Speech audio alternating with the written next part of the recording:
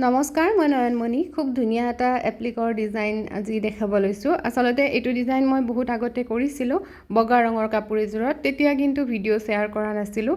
এইবাৰ ভাবিলোঁ যিহেতু ক'লা ৰঙৰ কাপোৰ এযোৰত কৰিছোঁ, কাপোৰযোৰো মৰম লাগিছে, এইবাবে দেখাই দিওঁ অকণমান। আৰু ইয়াতে মই দুটা কালাৰৰ ফ্লাৱাৰ লেজ লৈ লৈছোঁ, হালধীয়া আৰু ৰাণী পিংক। দুটা কালাৰৰ লৈ লৈছোঁ আৰু এনেকৈ ফ্লাৱাৰ লেজ কেইটা কাটি লৈছোঁ। ডিজাইনটোত অৱশ্যে দেখাব লগা একো নাই, তথাপি চিম্পুল হ'লেও কেতিয়াবা কিছুমান কাপোৰ বহুত বেছি ধুনীয়া লাগে নহয়নে? আৰু যেতিয়া বগা কাপোৰযোৰ কৰিছিলোঁ, শ্বৰ্ট ভিডিঅ'টোতে আপোনালোকে ইমান বেছি মৰম দিছে, তাৰ বাবে অশেষ ধন্যবাদ জনাইছোঁ। সেইবাবে ডিজাইনটো কেনেকৈ কৰিছোঁ অকণমান শ্বেয়াৰ কৰোঁ।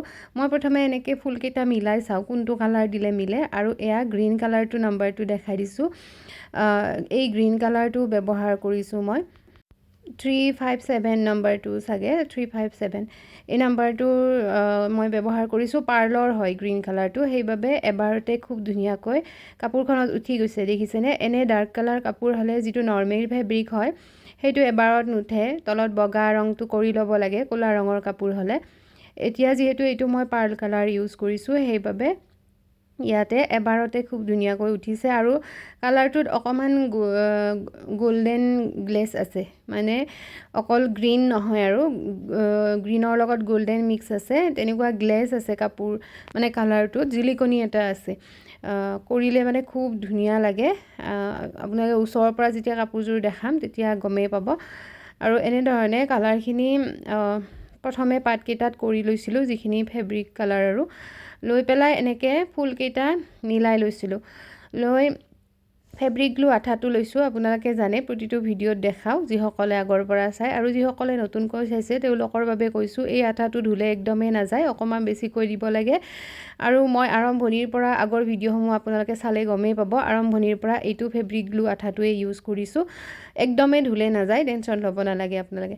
আৰু এনেকৈ আঠা লগাই দিছোঁ। আৰু ইয়াৰ পিছত মই এয়া সেই একেটা আঠাৰ সহায়ত পাৰ্লৰ ষ্টোন লৈ লৈছোঁ। পূৰা এপেকেট আনিছোঁ মই, যিহেতু বেছিকৈ কৰোঁ। পাৰ্লৰ ষ্টোনখিনি মাজত লগাই দিছোঁ, বাছ এইখিনিয়ে ডিজাইন, একেবাৰে চিম্পুল। মই তাৰমানে এটা ৰাণী পিংক, এটা হালধীয়া তেনেকৈ কৰি চাইছিলোঁ। তাৰপিছত আকৌ হালধীয়াটো নিদিয়াকৈ অকল ৰাণী পিংকেৰে কাপোৰযোৰ মানে কৰিলোঁ, হালধীয়াটো মাজত দি। এনেকৈ বেছিয়ে ভাল লাগিলে। এয়া দেখিছেনে? মেখেলাত 3 লাইন আৰু দহিটো কৰি দিছোঁ।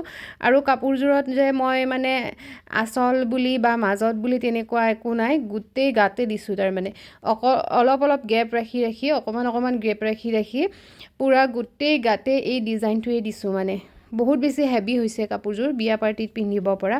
আপোনালোকৰ কেনেকুৱা লাগিছে জনাব।